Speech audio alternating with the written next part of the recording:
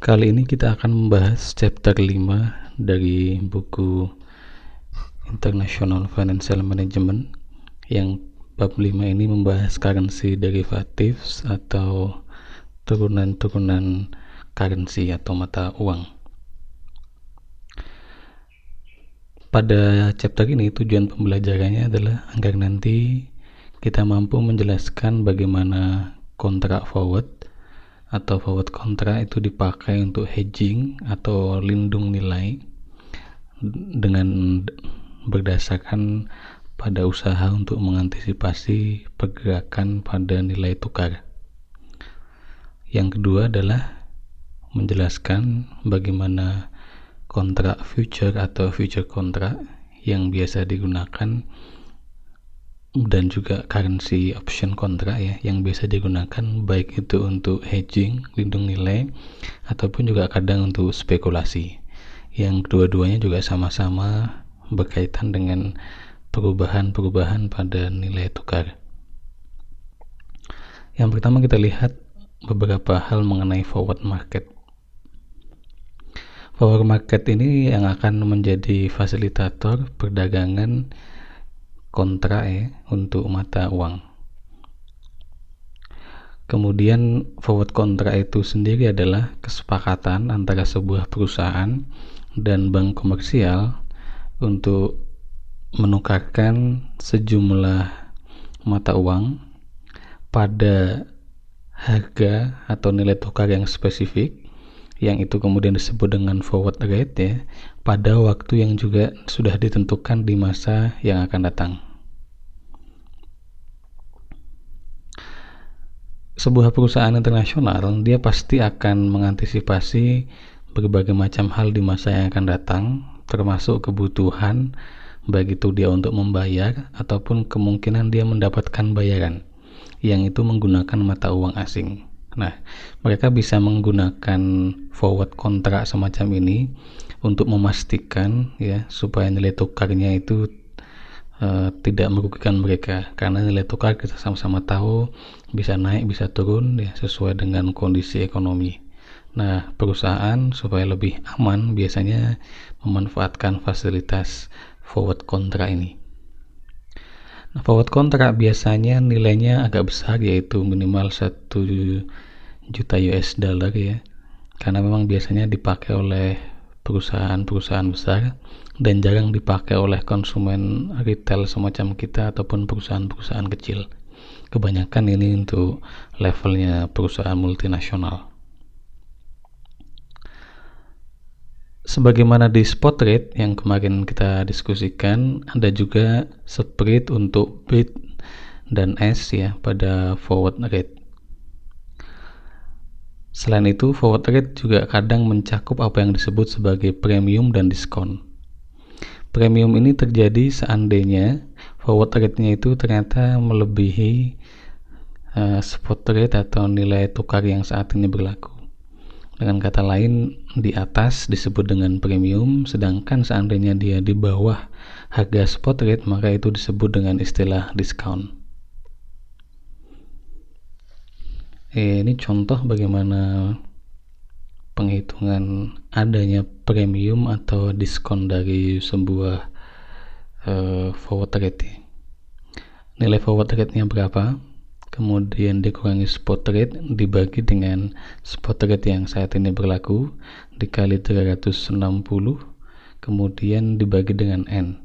N ini menunjukkan hari di mana sebuah kontrak mencapai maturity atau harus segera dicairkan, kurang lebih seperti itu.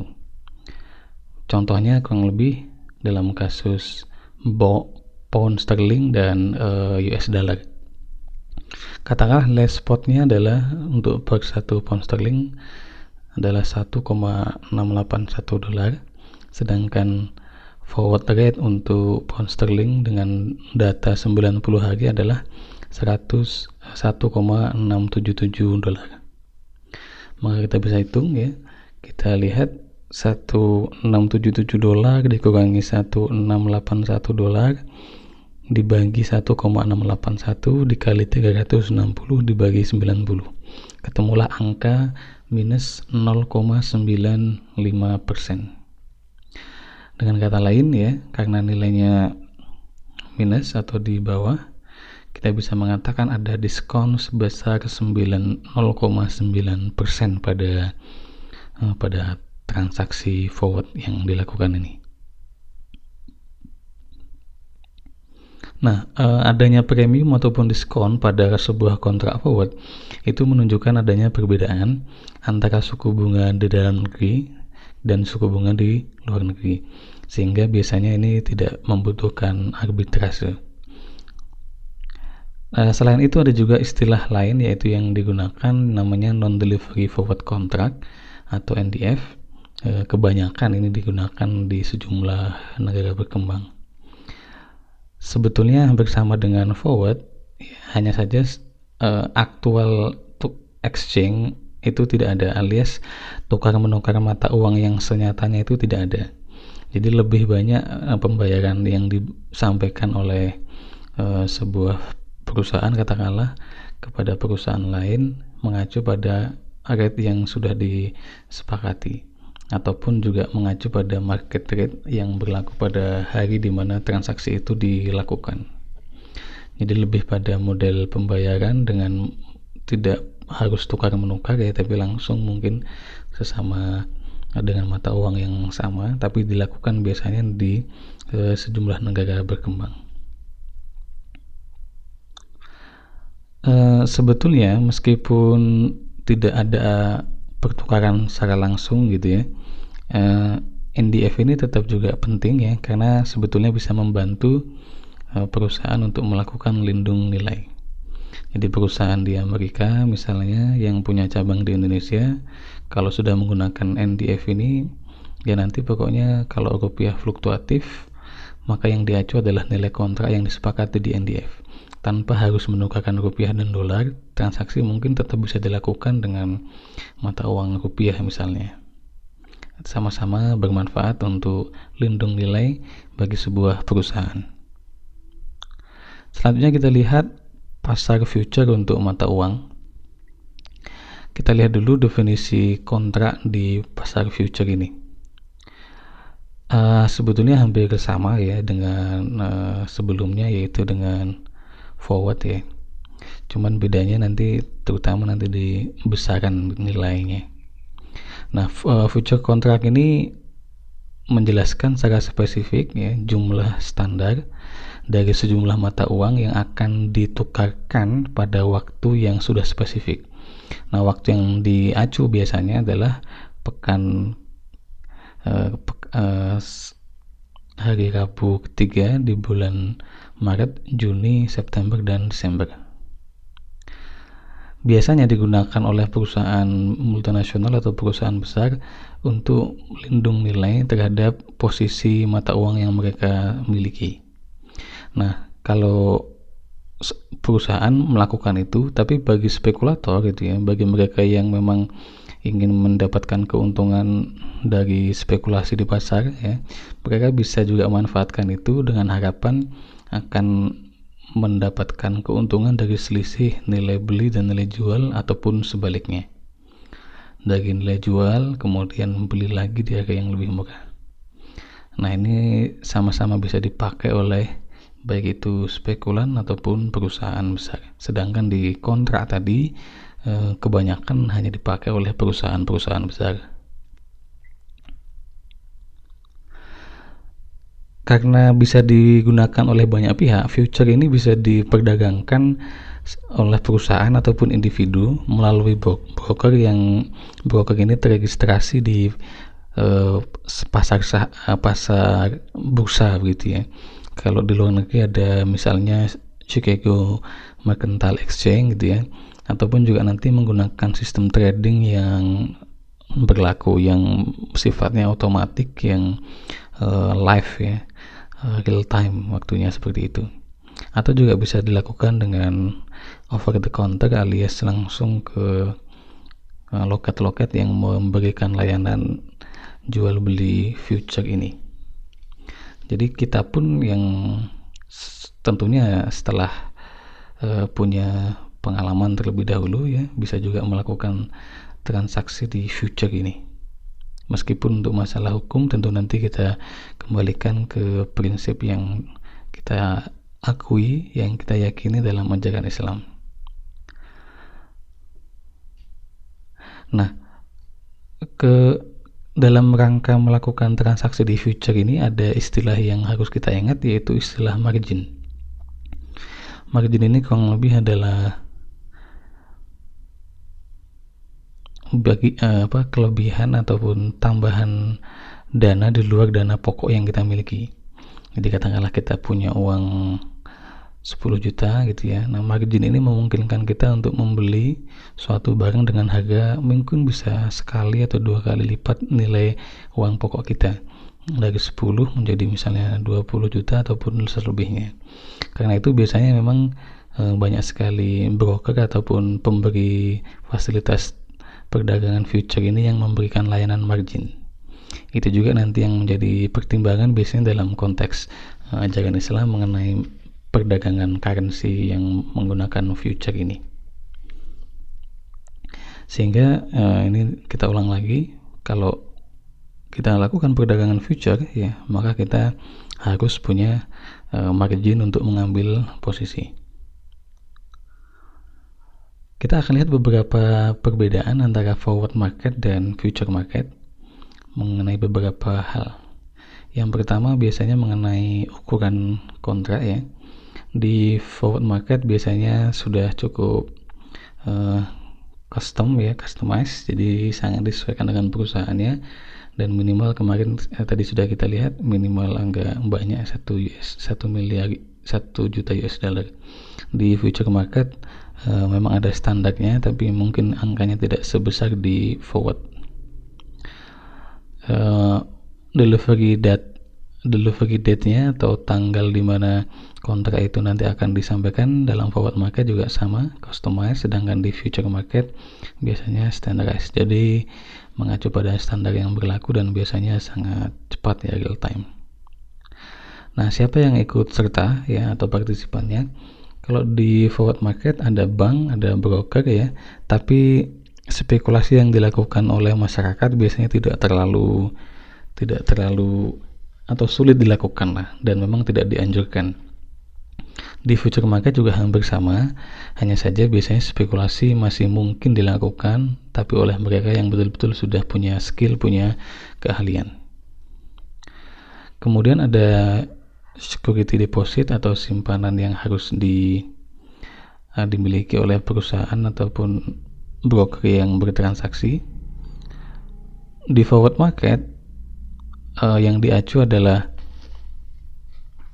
nilai atau jumlah tabungan di rekening di bank ya, ataupun juga bisa menggunakan kartu kredit sesuai dengan batasan yang dimiliki dan sesuai dengan kebutuhan. Sedangkan untuk future market biasanya tidak terlalu banyak ya, hanya sedikit yang harus didepositkan karena nanti biasanya akan dibantu margin dari masing-masing brokernya. Kemudian bagaimana clearingnya? Di forward market dilakukan oleh bank-bank itu sendiri dan broker. Sedangkan untuk future market ada clearing house ya, yang setiap hari juga nanti ada settlement yang mengacu pada nilai pasar yang berlaku hari itu. Nah, kemudian untuk forward marketplace-nya biasanya bisa seluruh dunia selama itu bisa ada hubungan komunikasi yang baik. Sedangkan untuk future market biasanya dikendalikan melalui bursa ya, yang biasanya juga terintegrasi secara global, tapi yang jelas ada mekanisme pasar yang luar biasa aktif di future ini.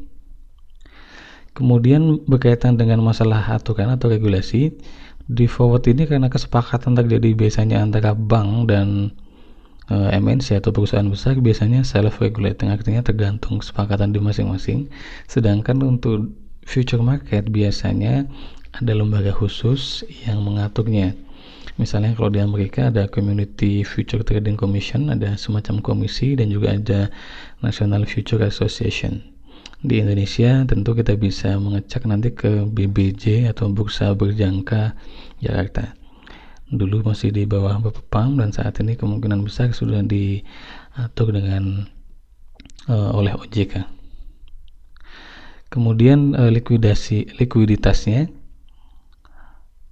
dalam konteks forward biasanya memang dilakukan delivery langsung, sedangkan dalam future tidak ada delivery langsung, biasanya ya langsung tukar, langsung kepemilikan berpindah ataupun ditransfer ke pihak yang lain. Tidak harus uang ataupun dolarnya itu pindah tangan gitu ya.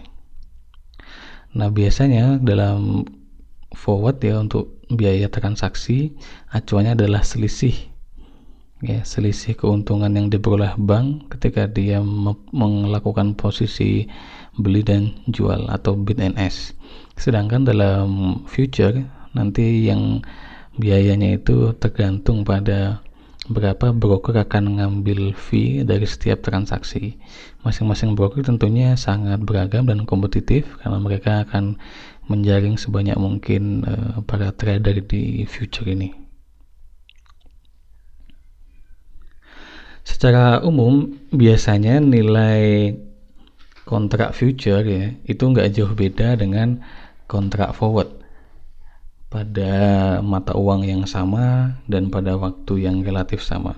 Cuman kadang ada sedikit perbedaan yaitu dengan spot. Salah satunya karena faktor suku bunga, terutama untuk dua mata uang yang berbeda. Salah satunya alasannya karena faktor waktu ya, karena future maupun kontrak biasanya settle-nya itu dalam waktu yang relatif cukup lama, sedangkan spot bisa langsung per daily atau tiap hari. Nah, karena adanya berbagai perbedaan ini sangat mungkin nantinya muncul arbitrase yang bisa menjembatani perbedaan yang signifikan misalnya, sehingga untuk mempermudah proses yang diharapkan lebih menguntungkan masing-masing pihak.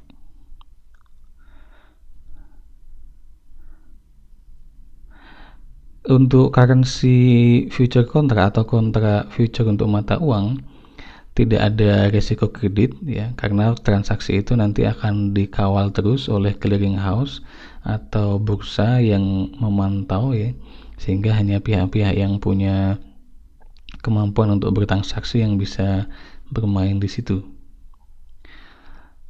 Nah, namun demikian perlu diingat bahwa meskipun tidak ada transaksi, tidak ada resiko kredit gitu ya, tapi clearing house tetap saja bisa menggunakan mekanisme yang memungkinkan resiko itu dikurangi. Salah satunya adalah dengan kewajiban margin.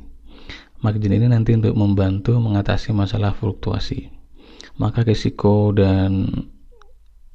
terburuk ya dalam transaksi future misalnya ketika kita membelikan sesuatu yang nilainya jauh dari nilai nilai uang yang kita miliki sesungguhnya, maka ketika kita mengalami keuntungan ya untungnya bisa luar biasa banyak, tapi begitu rugi ya memang betul-betul bisa habis sepenuhnya uang yang kita miliki karena salah satunya faktor margin tadi.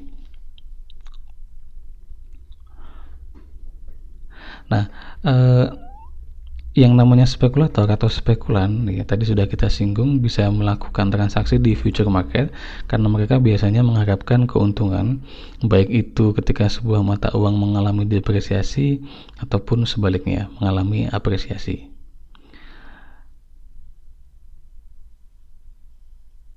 Nah, kalau kalau spekulator itu menggunakan selisih atau perbedaan antara nilai mata uang yang naik turun ya, biasanya perusahaan besar atau MNC menggunakan currency future ini lebih untuk lindung nilai. Lindung nilai yang pertama adalah untuk sesuatu yang bersifat payable, artinya mereka harus membayar. Yang kedua untuk yang bersifat receivable. Contohnya kurang lebih seperti ini. Kalau mereka akan melakukan pembayaran beberapa bulan ke depan yang mereka menduga nilai mata uang nantinya itu akan naik sangat tinggi, mungkin mereka akan melakukan hedge atau lindung nilai dengan cara membeli future kontrak ini. Tapi sebaliknya, kalau mereka misalnya bulan ini mendapatkan pembayaran yang bisa dicarikan beberapa bulan ke depan dan mereka menduga nanti nilai mata uang akan turun, justru mereka akan hedge dengan future kontrak ini, sehingga keuntungannya adalah yang dibayarkan di beberapa bulan ke depan itu masih mengacu nilai kurs saat ini yang menurut mereka lebih tinggi.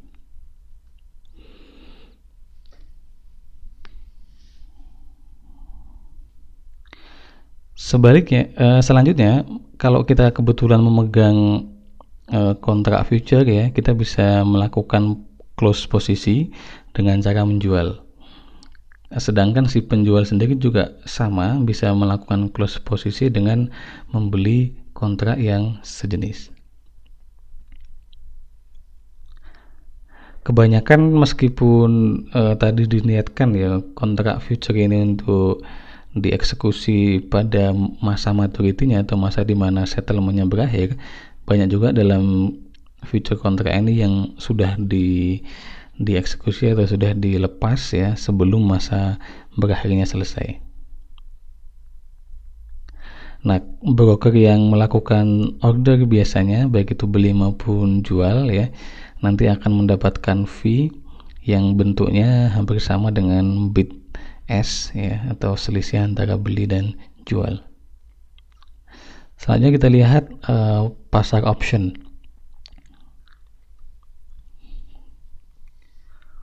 Sebetulnya ini hampir sama dengan yang lain ya, dan ini juga sama-sama seperti pasar future, bisa dijual belikan oleh perusahaan ataupun spekulan atau spekulator. Beda dengan forward yang seringnya hanya dijual belikan oleh perusahaan.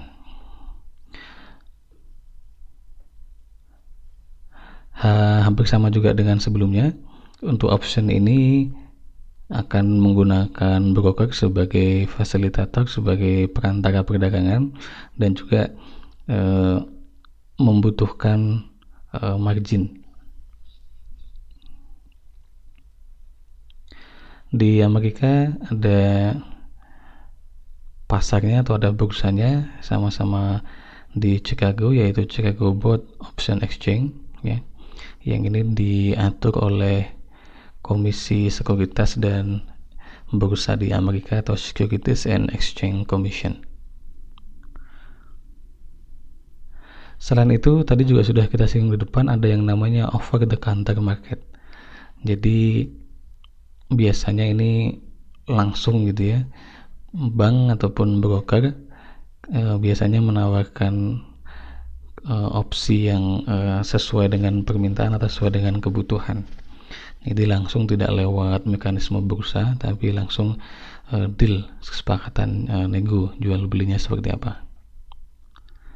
Kalau dalam kasus ini juga nggak ada jaminan kredit, tapi biasanya ada kolateral yang harus disediakan. Jadi mungkin hanya perusahaan-perusahaan tertentu yang boleh, karena mungkin dia punya aset yang mungkin bisa berikan dulu ke bank tertentu ataupun perusahaan broker yang menyediakan jasa option ini.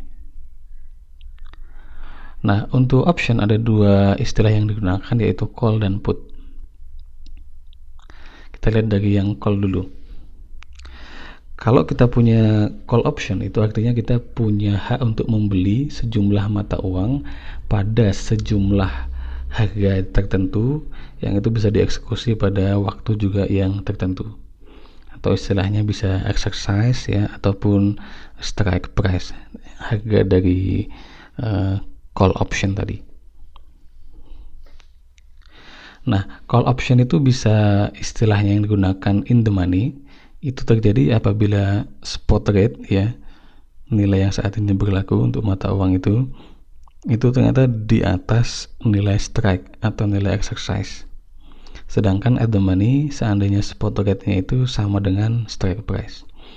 Out of the money itu terjadi seandainya spot rate-nya justru di bawah strike price.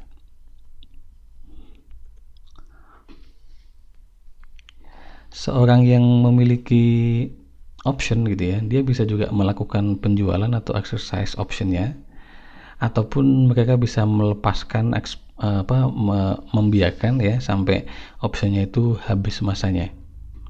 Cuman resikonya nanti mereka akan kehilangan premium ya, kalau mereka melepas pada saat itu sudah expire. Nah, call option ini ya bisa lebih tinggi dengan catatan sebagai berikut. Yang pertama, kalau spot price-nya dikurangi strike price-nya ternyata lebih besar. Artinya nilai spot ternyata jauh di atas nilai strike, nilai yang dia eksekusi. Jadi mata uang yang dia beli lewat option gitu ya, dalam waktu 3 bulan ke depan misalnya, ternyata nilainya di bawah spot yang berlaku. Atau juga jika waktu habisnya atau expire-nya itu masih panjang, ataupun juga karena variabilitas di mata uang itu juga relatif lebih tinggi, naik turunnya mungkin ya lebih besar dari secara umum. Perusahaan juga perusahaan yang punya open position pada call ini untuk mata uang asing bisa juga menggunakan call option untuk mengcover posisi yang mereka miliki. Nah, mereka biasanya mengambil langkah ini atau membeli call option ini ada beberapa alasan ya. Yang pertama seperti tadi, yaitu lindung nilai untuk pembayaran-pembayaran yang harus mereka lakukan di masa yang akan datang. Ada juga lindung nilai ya untuk biaya-biaya yang mungkin akan muncul ketika mereka melakukan bid, ketika menawar atau ketika mengajukan sebuah proyek. Bisa juga kalau mereka menggunakan ini untuk lindung nilai juga, yaitu ada resiko atau potensi biaya ketika mereka akan mencoba membeli atau menguasai perusahaan yang lain. Jadi perusahaan juga mungkin akan melakukan proses ini karena mereka menduga mungkin ke depan bisa jadi mata uang tertentu yang mereka butuhkan akan naik. Nah, mereka bisa lebih aman dengan membeli option sekarang karena mereka punya hak untuk nanti membeli mata uang tertentu dengan tarif yang mereka sudah ambil di awal. Nah, sedangkan kalau bagi spekulator ya yang ingin mendapatkan keuntungan dari transaksi call option ini, mereka akan mengacu pada nilai mata uang itu ya sebisa mungkin kalau sedang terapresiasi gitu ya, mereka akan membeli mata uang tersebut. Nah, selisihnya keuntungannya apa? Keuntungannya adalah selisih antara nilai jual atau selling price dengan buying ataupun strike price dikurangi dengan premiumnya. Mereka juga pada saat yang sama bisa saja menjual ya atau write option ya kalau mereka mengharapkan mata uang itu akan terdepresiasi. Nah, kalau mata uang terdepresiasi, keuntungannya dari mana? Keuntungannya adalah dari premium option ya dikurangi dengan harga beli buying price ditambah selling atau strike price. Nah, kalau mereka mengalami break even alias balik modal, itu terjadi apabila nilai jualnya itu ternyata ya nilai jual sebuah option itu sama dengan biaya pembelian ditambah biaya premium dari option itu. Sama juga kalau penjual ya dari sebuah call option akan break even apabila nilai yang dia beli itu sama dengan nilai jual ditambah premium dari option itu sendiri. Itu mengenai call option. Sekarang kita lihat put option. Sedikit beda. Kalau call itu hak untuk membeli, sedangkan put option adalah hak untuk menjual.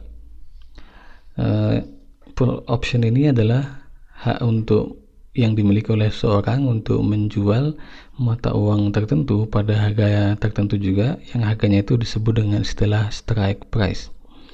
Waktunya juga bisa ditentukan yang secara khusus dia punya hak untuk melakukan itu. Nah, put option itu bisa bentuknya in the money ya. Kebalikannya dengan call option, in the money dalam kondisi di mana spot rate-nya di bawah strike price.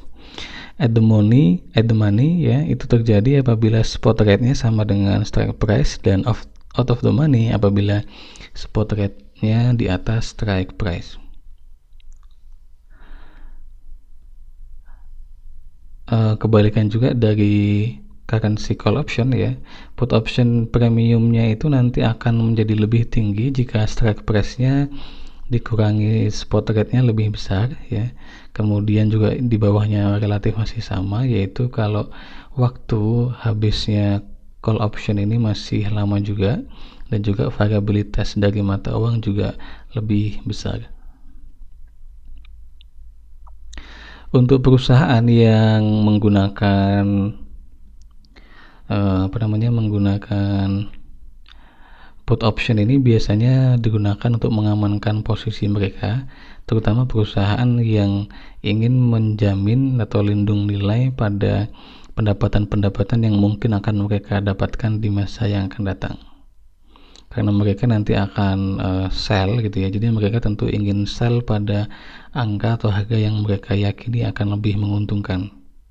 Katakanlah sebuah mata uang ada kecenderungan akan mengalami penurunan beberapa bulan ke depan, sedangkan perusahaan ini baru akan mendapatkan pendapatan beberapa bulan ke depan, maka mereka mungkin akan membeli put option, sehingga nanti ketika mereka mendapatkan pembayaran, mereka akan menggunakannya, sehingga nilai yang mereka dapat adalah nilai mata uang yang nilainya masih tinggi karena mengacu pada data-data atau kondisi yang saat ini, bukan kondisi pada saat dilakukan put optionnya itu.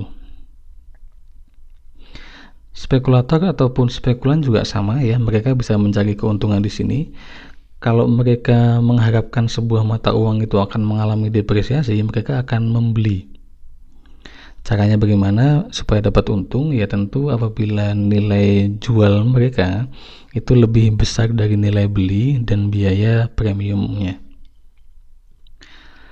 Mereka juga bisa menjual ya put option ini kalau mereka berharap bahwa sebuah mata uang akan mengalami apresiasi. Keuntungannya dari mana? Dari premiumnya ditambah harga penjualan dikurangi harga pembelian. Kadang gitu ya, dalam kondisi di mana mata uang sangat volatile ya, put option ini strategi yang digunakan bisa jadi justru bukan beli ya, bukan pula jual, tapi mungkin gabungan keduanya. Inilah yang disebut dengan istilah straddle. Jadi kalau kita beli dan jual suatu barang sekaligus ya, selama variasinya cukup tinggi, mungkin masih akan ada selisih ya. Misalnya mata uang itu hari ini naik, besok turun, hari ini naik, besok turun, dan seterusnya. Nah, maka kita kalau sama-sama lakukan beli dan jual, mungkin selisih dari beberapa transaksi yang luar biasa tinggi akan tetap bisa menguntungkan. Tapi sekali lagi ini disyaratkan ya, apabila ada pergerakan yang sangat substansial ya, ataupun apabila pergerakannya itu juga diikuti oleh pihak yang lain, artinya banyak juga yang melakukan aksi itu. Jadi kalau kadang naiknya tinggi sekali, turunnya tinggi sekali, dan seterusnya, ya mungkin ada peluang untuk tetap mendapatkan keuntungan dengan opsi beli dan jual. Ada juga beberapa option currency yang memiliki kondisi-kondisi yang khusus ya. Yang pertama biasanya bisa jadi mereka ini dibuat premiumnya itu mengacu pada pergerakan mata uang yang real gitu ya, selama periode yang disepakati atau periode yang akan diacu untuk penentuan optionnya. Jadi ketika kondisinya itu tercapai gitu ya, kita mungkin langsung akan melakukan aksi. Contoh ini di sini kita menggunakan US dollar dan pound. Katakanlah kita punya syarat atau kondisi bahwa put option itu akan dieksersis atau dieksekusi apabila satu poundnya itu setara dengan 1,7 US, dan ada trigger yaitu pada 1,74. Maka kalau nantinya ya, ternyata nilai pound itu jauh di atas nilai 1,74, maka langsung atau bisa dieksekusi, jadi harus dilakukan pembayaran. Sebaliknya ya, kalau kita ekspektasikan nilainya akan mengalami penurunan, misalkan pound ya, kita juga mengacu pada angka eksekusi sekitar 1,7 gitu ya, kemudian kita kasih trigger 1,67, maka premium nanti seandainya ternyata harganya turun ya harus dibayarkan. Artinya ini semacam alarm ya, kalau nilai tertentu yang kita sanggupi ya ternyata melebihi atau di bawah itu, maka harus kita jual untuk melindungi nilai juga. Karena bayangkan seandainya dari 1,7 kemudian turun ke 1,67 bahkan turun lebih banyak lagi, tentu ada salah satu pihak yang akan dirugikan dalam transaksi itu.